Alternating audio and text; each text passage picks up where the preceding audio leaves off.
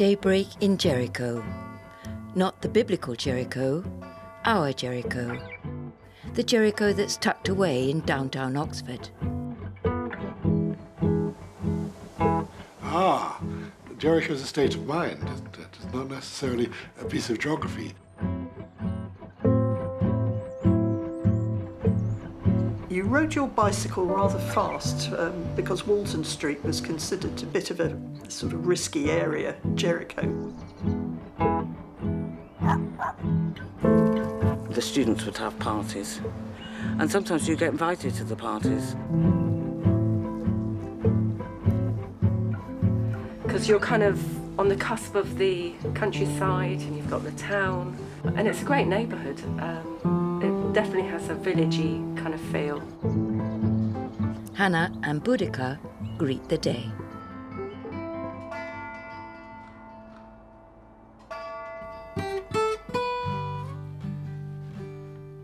Where does Jericho begin and end?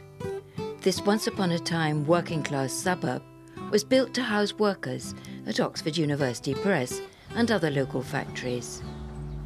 Physically, the area has changed very little. I made a film about Jericho 45 years ago, and when you walk around, it seems superficially much the same. But underneath the chimney pots, there's been huge change. Today, a home in Jericho is very sought after. Instead of being hidden away, Jericho now has artsy credentials. Wow, 635,000 for that. Oxford University Press still dominates a large area, though the presses have long been silent. Over to the south, college buildings, gardens, and the synagogue form a closed boundary.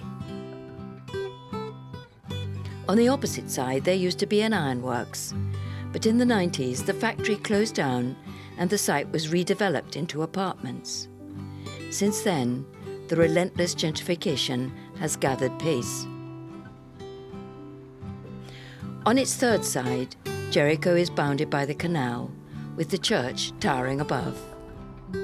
Along here, yet another new housing development is planned, some would say threatened, and that's a story we'll come on to. Jericho's open side is Walton Street, and here are restaurants, pubs, estate agents, and the cinema. Back in the day, the area had quite a steamy reputation, but now it's mostly upmarket eateries. Coffee shops and the co-op have taken over from the little stores that used to trade on every Jericho corner. Today, the Airbnbs are pricing out the locals, and even the students are getting few and far between. But Jericho's special community spirit is very much alive. There are still people in Jericho who were born and raised here, and the community they created is deeply treasured, especially on Jericho's most important day, the day of the street fair.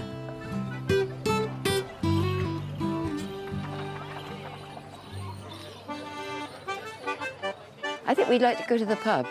I know it's a bit early in the morning for going to the pub, but basically they're just setting up all sorts of food stores and music and, you know, Cripley Meadow Allotment Association flapping in the breeze. God, I wish I'd worn a thicker cardigan. She's a marshal. She's going to organise the bouncy castle or the face painting or something. something. I've got it written down in my phone because otherwise I won't remember. Tracy's food, she used to run the cafe. Low carbon Oxford, very suitable.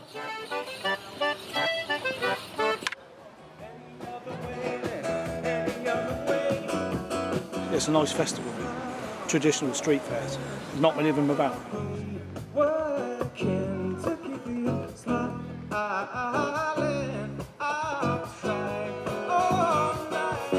This is the real people of Jericho coming together and putting on something for free through volunteer work, and it's just fantastic.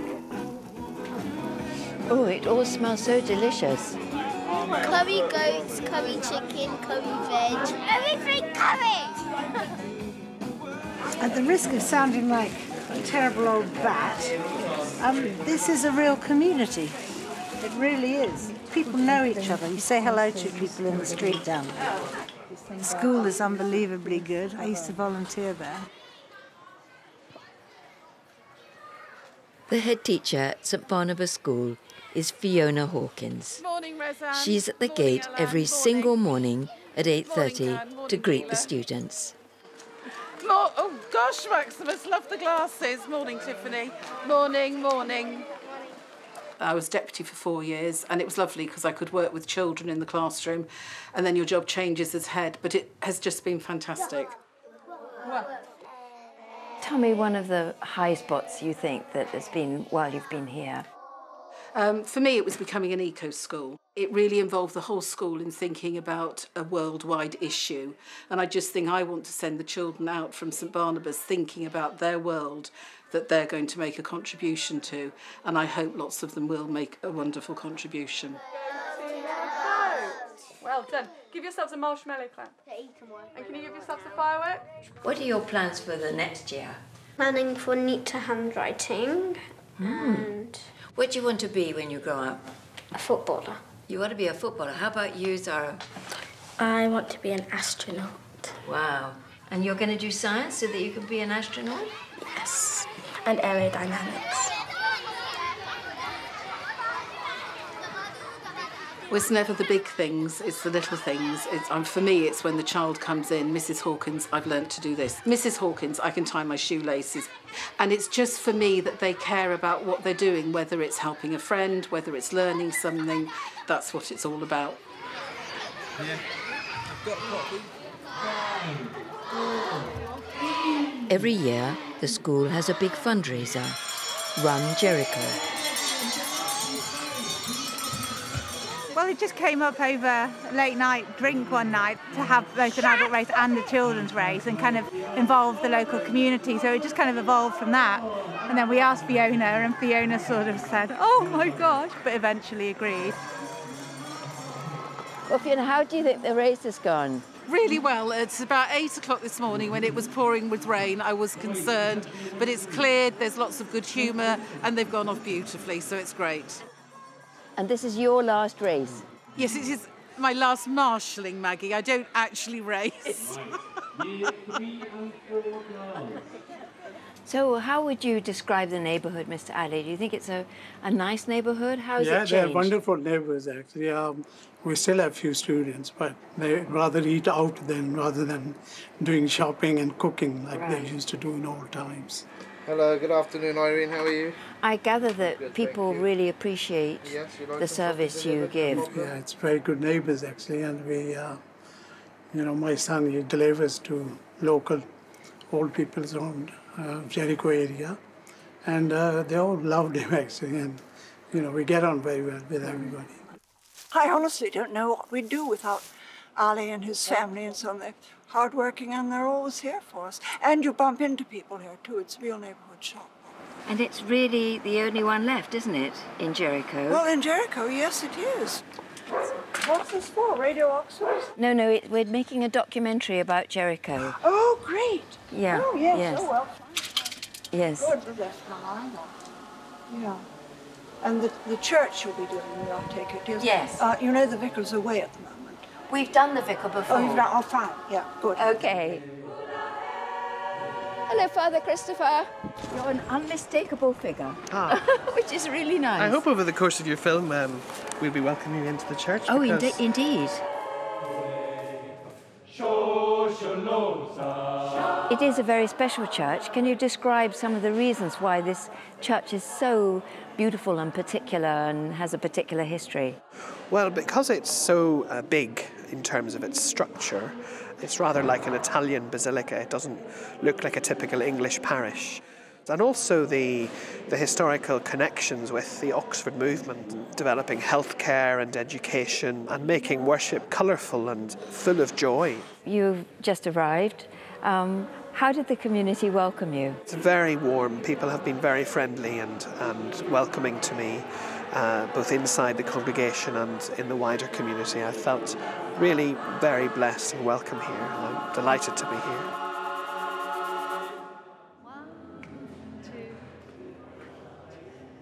I've been running the Jericho Singers Choir for about 7 years, set it up around about the time we were in the middle of the Boatyard campaign, trying to save the Boatyard. And the community felt quite divided in some ways, boaters, residents, and it's just really lovely to see how music is a great leveller and it brings people together in such a lovely way. So the music is such a variety. We've sung Spanish songs, French songs, African songs. So the choir has a sort of social life as well as a singing life. Absolutely, and we wanted to campaign to bring the boatyard back into Jericho. To see those boats come rolling over, well, I stood on the river of Jericho to see those boats roll by. I find it has a kind of timeless quality, like after an hour or so on a narrowboat going up the canal, you feel as though you've been doing it all your life. Well, it's really beautiful here. I mean, and even though it's noisy, there's the railway and there's thousands of people walking past on the towpath, but you've still got like things like the heron and all sorts of nice little things. And Elliot, how about you? So it was originally a financial decision, instead of paying extortionate rents as a student in Oxford. But since I moved on, I fell in love with being like close to nature, like Ed says, and also the whole community. So what do you think it is that gives the boat people down here a bad reputation? Abandoned boats, rubbish, dogs, fires sometimes, drug taking, which happens everywhere, but for some reason, anything that happens on or near the towpath, the boaters tend to get the blame for it. Yes, it's great. The weather's good. Yeah, we come every year. So Peter, when we arrived in Jericho all those years ago, I think the community had just been through a huge upheaval and a struggle to even survive. When you arrived, that was after a huge struggle against the possibility that the whole area might be simply razed to the ground. Well, with the local politicians and the local community and lots of other people, it was eventually realised that this could be a very special place if you kept a certain amount of the housing. So people were encouraged. People like you and I were encouraged to move. Indeed, we were paid to do our houses up. Can you imagine that? We actually got grants. Some people got grants. Grants to improve our houses. Yes, my bathroom was built on a grant. Yes. It later fell down, I must say. Not sure about that. Of course, in those days, there were around 15, 17 pubs. You know, sort of 3 on this street, most of which are gone. There are only about 3 or 4 left, of which this is one of the most prominent. In the last 3 decades or whatever, the role of something like the church, I would say, has diminished a lot in terms of its influence on people's lives. Well, that's true, of course, except that it was the church that almost gave birth to the community association. Okay. Because the church realised that it had a building that it wasn't using, and so they decided, let's make it into a community centre. The community centre rents out rooms, and there are many group activities. For example, there's one for older people. We were thinking of a name, and 50-plus seniors, it sounded a bit boring. So we thought we'd call ourselves Alive and Kicking in Jericho, as opposed to the Dead of Jericho. And it's really nice, actually. I love everybody here. We're all different, but we all get on and we have a wonderful time. Everybody's happy. You can trust each other, talk about everything. Just, you feel safe. No matter what you say, everybody helps you out, and it's nice. So it's a good way of getting out, of course, especially at my age, and it's lovely. So is the people. Barbara, you had everybody to tea. Cream tea, which included pink gin. Pink gin? For a treat.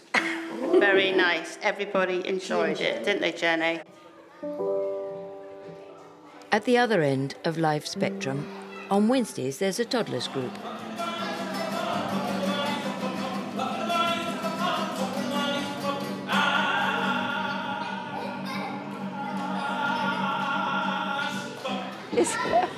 Here's Scott.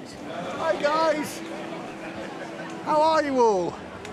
Right. My name is Scott Ellis. I have autism, and this is my 13th street fair. This is my favourite highlight of the Jericho year. So I've just done my first session of the Bouncy Castle. How many kids did you get? We only got a couple. Bouncy Castle tickets here, but down there. Where's the Bouncy Castle? Down there on the left. Enough, Maggie? No, keep at it, Come on. I don't do retake.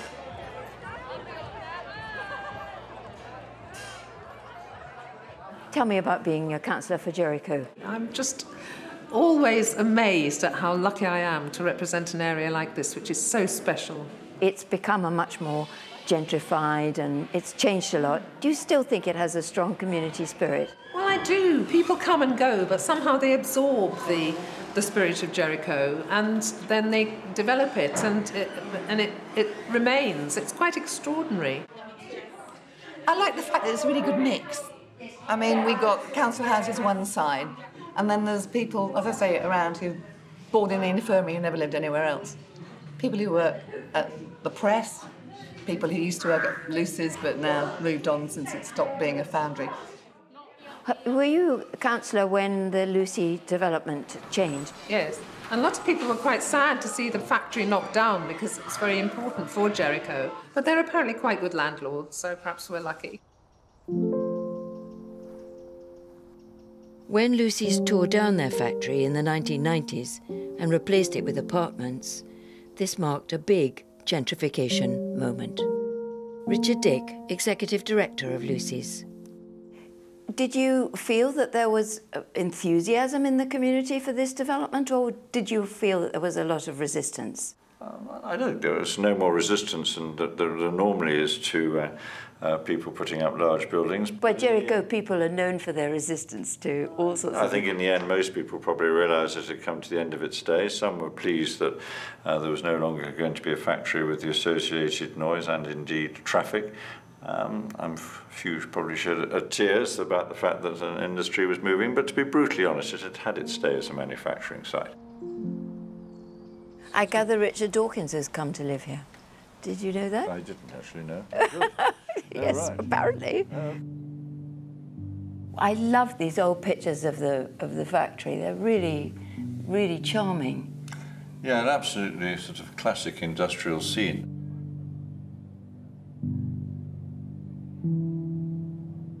This is presumably, that's the area of the cemetery. Yes, well, of course, that's where William Lucy is buried, and it was only relatively recently that someone actually discovered his grave, which we've done up, and we're very pleased to help where we can. It's actually the Friends of St Sepulchre's Cemetery who've done the work on the grave. Can you tell me how the Friends of St Sepulchre's got going? I think I was standing in Walton Street, and people whom I recognized coming by, I'd say, would you like to be a friend of St Sepulchre's? In fact, at the beginning, there were hardly any graves you could see from one end of the cemetery to the other. This was all completely overgrown.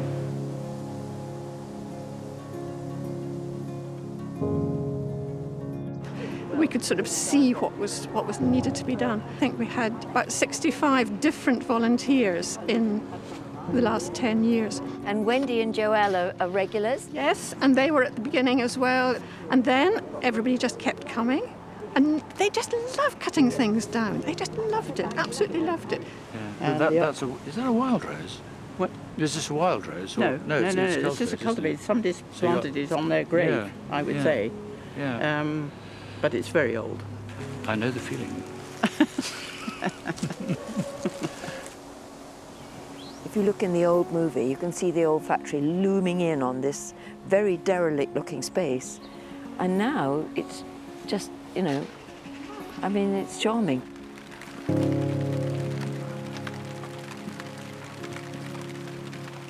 We've bought this house for my mother-in-law in 1988, and I moved in here in 2003, so that's what, about 16 years.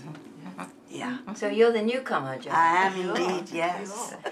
What have been the key changes in Jericho over the years you've been here? Here, when I came, I mean, there were a lot of council houses in this road, because every evening it would be what I imagine is Coronation Street style. People would be on the doorsteps, and there'd be a lot of chat on the doorsteps.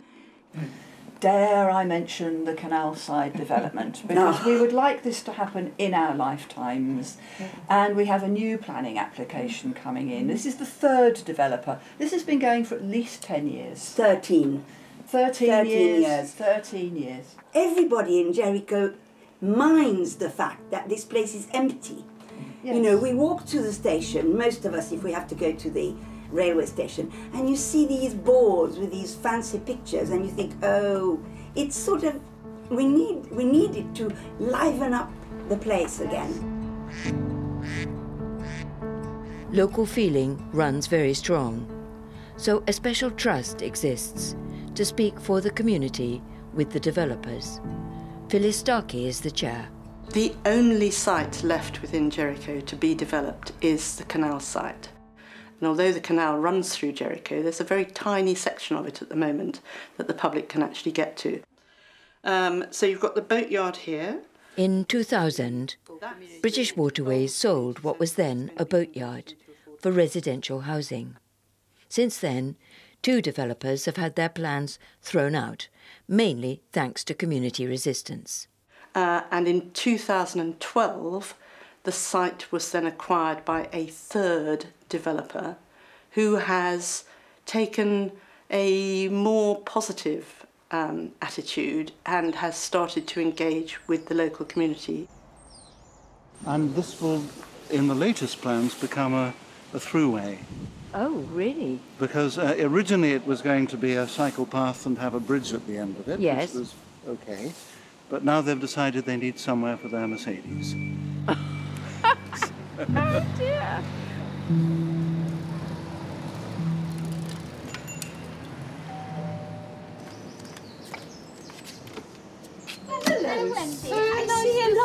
Some of Jericho's oldest residents love reminiscing about the past.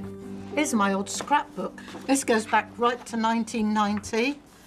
The Jericho Rejects were just a group of ladies, one man, and we all got together and we started a sing-along. Somebody said, once the Jericho people hear us, they'll be rejecting us. So I said, that's it, Jericho Rejects. Sue with her maracas. Wow. And there's Barry. That's Barry. Oh, my goodness. Yes.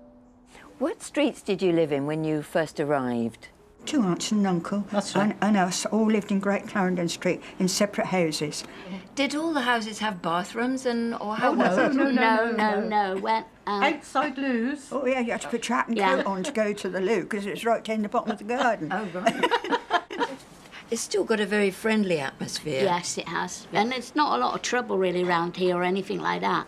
It is a nice place to live because people are friendly. Used to put a blanket on the pavement, bring your doll's pram out. All the kids used to be out playing on the pavement, didn't need money, you know, if you know what I mean. But then, of course, there was lots and lots of children. I mean, I think every other house was children and big families, lots of big families then. When I was a child, we never had a fence in between our gardens, so I used to go through into her house and she'd give me a little drop of her stout. How many pubs were there in those days, Wendy? Oh, I was trying to think, and I should say at least 10, but they all thrived and they all done well. We don't do anything special. We just serve a decent pint of beer and people come in, have a chat, meet up with people. It is the classic corner street community pub. I literally just typed in open mic Oxford and this is the one that came up and we love this place. It's only you. It's only you. It's only you. It's only you. When you stand one side of the bar, you hear every tale, yeah, good and bad. Some people almost despise the way that the community's changed. But they're still here, they're still part of it, they love it. Because you get every walk of life in Jericho, yeah. It's a fabulous place to be. Jericho will always be Jericho to me. Yeah, it should be a well-kept secret, to be honest. But it might not be. This couldn't happen without Ian over there. He's been fantastic. Thanks to everyone for coming along forever and tonight. Thank you. Appreciate it.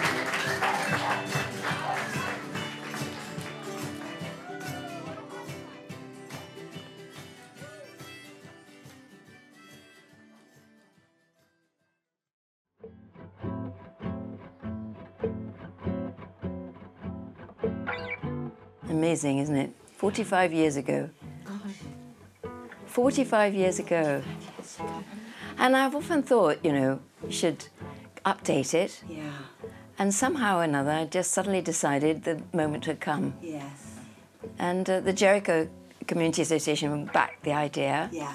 And then we've got the money from the lottery, which was just brilliant. That's brilliant. Yes. You know, so, and when I called Nicola and said, would Film Oxford be interested in doing this, she absolutely jumped at it. So you see, I just feel everything came together, and maybe, you know, this will be the last time we will see Jericho before the Wharfside development brings on a really new change. Yes.